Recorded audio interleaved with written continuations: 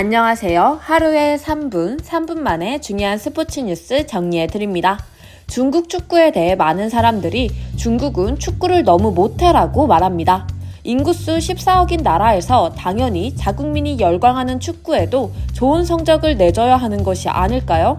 14억이 넘는 인구를 가진 나라에서 축구 인재 11명을 배출하지 못하며 월드컵도 진출하지 못하는 것은 분명 세간의 가십거리가 될 수 있습니다. 덩샹핑은 축구에 대한 슈퍼맨이었으며 시진핑 역시 축구에 막대한 관심과 노력을 기울이고 있는데 정부 지원과 선수들의 급여 역시 어마무시하게 빵빵합니다. 하지만 중국 정부의 이러한 전폭적인 지지에도 아랑곳하지 않고 중국 축구는 지지부진함을 면치 못하고 있습니다. 왜 축구를 못해? 라고 자문할 때 가장 많은 중국 사람들은 국가대표팀이 너무 못해라는 뼈아픈 질책을 늘어놓고는 합니다. 그럼 중국이 축구를 못하는 진짜 이유를 알아볼까요? 1번 팀워크의 부족. 우선 중국은 다수의 민족이 여러 사건을 겪은 역사가 있죠. 이런 민족성이 반영되어 중국 선수들이 종종 팀 정신, 충성심, 팀에 대한 책임감 등이 부족할 수 있습니다. 올림픽이나 아시안게임에서 메달을 안겨주는 주요 종목들이 탁구와 수영 같은 개인 종목이라는 사실 다들 아시죠?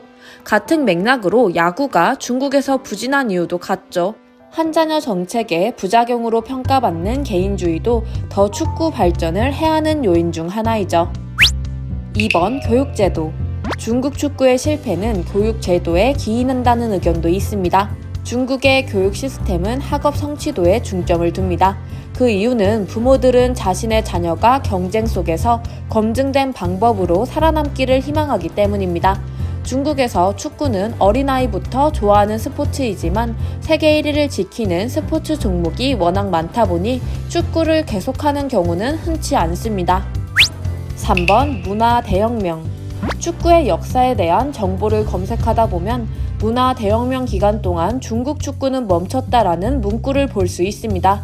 1967년부터 1969년 사이에 모든 국가대표팀이 해체되었죠. 축구팀 주장인 리엔 웨이스를 비롯한 수많은 축구계 인사들이 반동으로 낙인 찍혀 축구를 그만두어야 했고 많은 축구 시설이 파괴되거나 다른 용도로 사용되어 자취를 감춰버립니다. 지금도 많은 축구 관계자들은 이렇게 말합니다. 문화 대혁명이라는 10년의 재앙이 없었더라면 중국 축구는 훨씬 발전했을 것이다.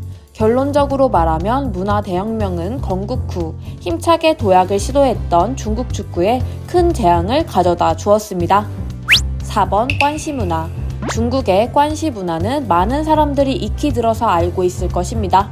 중국 축구 국가대표팀 내부는 관시로 인한 심각한 부패가 있다고 합니다.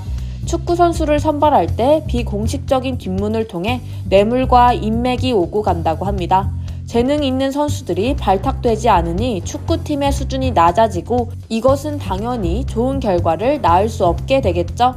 관시로 인한 뒷거래의 폐단은 선수 등용 문제뿐 아니라 국가대표팀의 부실한 내부 관리, 리더십, 시스템 등에도 영향을 미칩니다.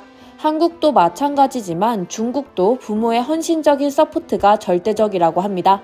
하지만 실력이 있다 해도 관시를 하지 않으면 주전이나 더 높은 선수가 되기 힘들다고 하는데요. 중국 축구의 미래는 여전히 어두운데요. 당장은 올림픽이라는 무대의 도전이지만 멀리 보면 10년의 흥망성쇠를 가늠할 수 있는 23세 이하 대회에서 최악의 성적을 내고 있습니다. 과연 중국의 축구는 계속해서 암울할까요? 저희 가족방에 오시면 유익한 정보와 뉴스가 준비되어 있으니 고정 댓글에 있는 가족방으로 부담 없이 놀러오세요.